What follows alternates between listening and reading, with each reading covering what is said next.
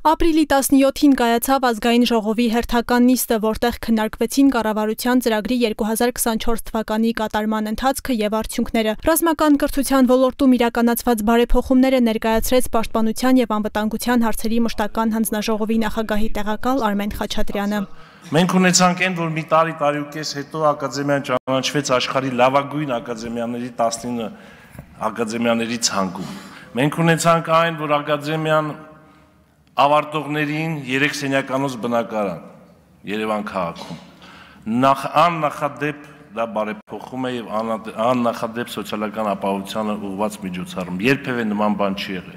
Երևի նախկինում որպեսի լեյտենանտը ակադեմիա ավարտածը տուն ստանար, ես չգիտեմ, դա կարող է լինել միայն հետմահու, դա էլ կլներ թե չէր լինի։ Հիմա բոլորին 3 սենյականոց տուն ենք տալիս։ Վազգեն Սարգսյանի անվան ռազմական ակադեմիան չուներ լիարժեք դասախոսական ամբիոններ, եղել է տարի, երբ ակադեմիայի դիմորդների թիվը ընդամենը 16-ն էր, նշեց պատգամավորը հավելելով, այժմ այնտեղ դասավանդվում են նաև քաղաքացիական առարկաներ, կան հագեցած ամբիոններ, այդ թվում թուրքերենի։ Մեր ակադեմիայի սաները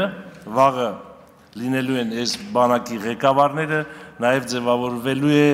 սերուցքը մեր ժողովրդի, որը լինելու է հենց այս սպաներից, որոնք ունենալու են շատ բարձր որակներ, ֆիզիկական եւ կամային հատկանիշներ եւ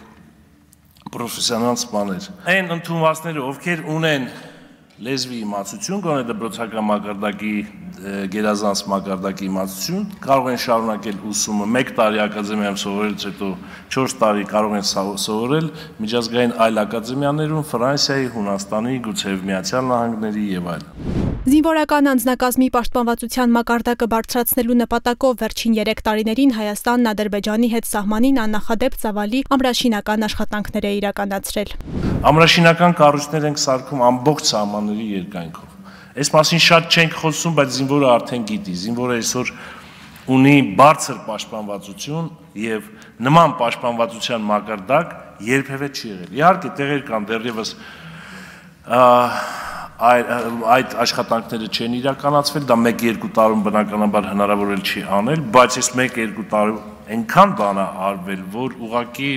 ես ինքս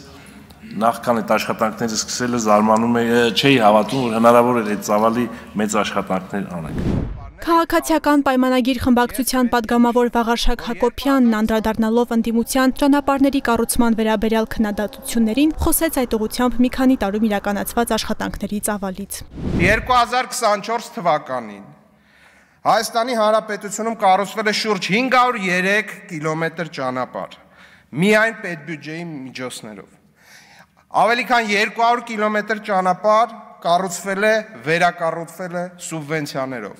2023 թվականին 501 կիլոմետր ճանապարհ, 2022-ին 301 կիլոմետր ճանապարհ պետբյուջեով է կառուցվել 154 սուբվենցիայով, 2021-ին 386 կիլոմետր, 20-ին 388, 2019 թվականին 330 եւ 110։ Վարչապետ Նիկոլ Փաշինյանը կոչ արեց Հայաստանում ու Ադրբեջանում գործող բոլոր ուժերին լինել ծայրահեղ պատասխանատու, նաև հիշեցրեց, որ հաստատվել է երկու երկրների սահմանազատման եւ սահմանագծման հանձնաժողովների կանոնակարգը, որը բարձրագույն իրավաբանական ուժ ունեցող փաստաթուղթ է։ Հայաստանը եւ Ադրբեջանը միմյանց միջև խաղաղության եւ միջպետական հարաբերությունների հաստատման մասին համաձայնագրի նախագիծը համաձայնացրել են, նախագծի համաձայնեցման շուրջ բանակցությունները ավարտել եւ ինչպես ցույց տվեցի ապրիլի 15-ի իմ զեկույցում, համաձայնագրի ստորագրման համար որևէ խոչընդոտ չկա։ Համաձայնագրի տեքստը համաձայնեցված է։ Մոռացեք Հայաստան-Ադրբեջան էսկալացիայի եւ պատերազմի մասին։ Հարավային Կովկասի պատմության նորեջը պիտի բացենք միասին եւ մենք պատրաստ ենք միաժամանակ ստորագրել խաղաղության համաձայնագիրը եւ Մինսկի խմբի կառույցները լուծարելու մասին Հայաստան-Ադրբեջան համատեղ դիմումը ԵԱՀԿ-ին։ Վերջում գործադիրի ղեկավարը հորդորեց հարմարվել ամենօրյա ռեժիմով փոխվող աշխարհին, այլապես դուրս կմնանք դրանից։